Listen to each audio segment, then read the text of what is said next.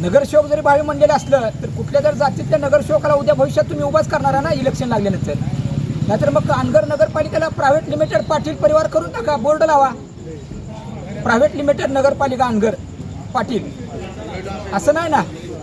परंतु ह्याचा परिणाम जर एवढा करत असाल, भारत देशामध्ये लोकशाही डॉक्टर बाबासाहेब आंबेडकरांनी दिलेली, या बाबतीत घरदार सोडून त्या महिलेला कुटुंबाला निघून जाण्याची वेळ आली, तर या बाबतीत तुम्ही तालुक्याचे नेते आहात, आमदार म्हणून 15 वर्ष काम केले तुम्ही, लोकशाहीचा गळा दाबू नका.